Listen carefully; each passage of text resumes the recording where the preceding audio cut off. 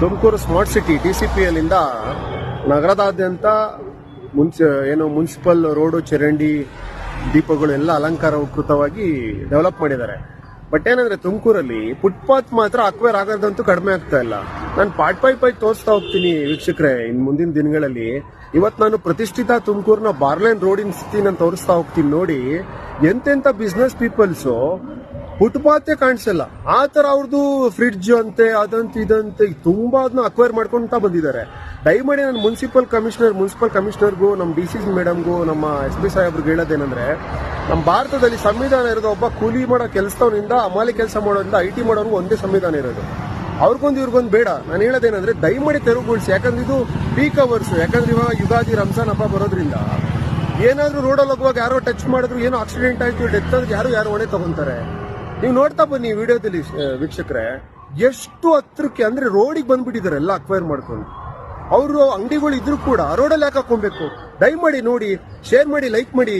ಇಷ್ಟ ಆದ್ರೆ ಸ್ನೇಹಿತರೆ, ನಾನು ಹೇಳೋದಿಷ್ಟೇ, ದಯಮಾಡಿ ಇಷ್ಟ ಆದ್ರೆ, ನಾನು ಕೊಡ್ತಾರೋ ಕಂಟೆಂಟ್ ನಿಮ್ಗೆ ಇಷ್ಟ ಆಗ್ತಾ ಹೋದ್ರೆ ದಯಮಾಡಿ ಶೇರ್ ಮಾಡಿ, ಲೈಕ್ ಮಾಡಿ. ನಾನು ಮಾಡ್ತಾ ಇರೋ ತುಮಕೂರು ಡೆವಲಪ್ಮೆಂಟ್ಗೋಸ್ಕರನೇ ನಾವು ವಿಡಿಯೋಗಳು ಮಾಡ್ತಾ ಇರೋದು. ಯಾಕಂದ್ರೆ ಇದು ತುಂಬಾ ಹೀನಾಯ ಸ್ಥಿತಿ ಅನ್ಸುತ್ತೆ. ದಯಮಾಡಿ ನೀವು ವಿಡಿಯೋ ನೋಡ್ಕೊಂಡ್ ಬನ್ನಿ.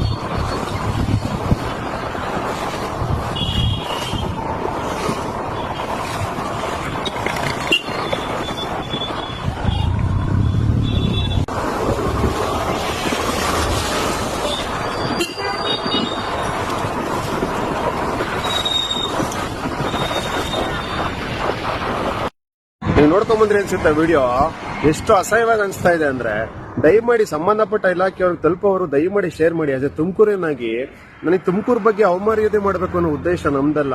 ಸ್ಮಾರ್ಟ್ ಸಿಟಿ ಅಂತ ಅನೌನ್ಸ್ ಆದ್ಮೇಲೆ ಡೆವಲಪ್ಮೆಂಟ್ ನೋಡ್ತಾ ಇದ್ರೆ ಖುಷಿ ಅನ್ಸುತ್ತೆ. ಬಟ್ ಟ್ರಾಫಿಕ್ ರೂಲ್ಸ್ ಅಲ್ಲೂ ಕೂಡ ನಾವು ಡೆವಲಪ್ ಆಗ್ಬೇಕು ಅನ್ನೋದು ನಮ್ಮೊಂದು ಕಾಳಜಿ ಅಷ್ಟೇ. ಮುಂದಿನ ವಿಡಿಯೋದಲ್ಲಿ ಬೇರೆ ರೋಡ್ಗಳಲ್ಲಿ ಏನೇನು ಈ ತರ ಅವ್ಯವಸ್ಥೆ ಇದೆ ತಿಳಿಸ್ತಾ ಹೋಗ್ತೀವಿ ಸ್ನೇಹಿತರೆ. ದಯಮಾಡಿ ಇಷ್ಟ ಆದ್ರೆ ಶೇರ್ ಮಾಡಿ, ಲೈಕ್ ಮಾಡಿ ಸ್ನೇಹಿತರೆ. ಜೈ ಹಿಂದ್, ಜೈ ಸಂವಿಧಾನ್.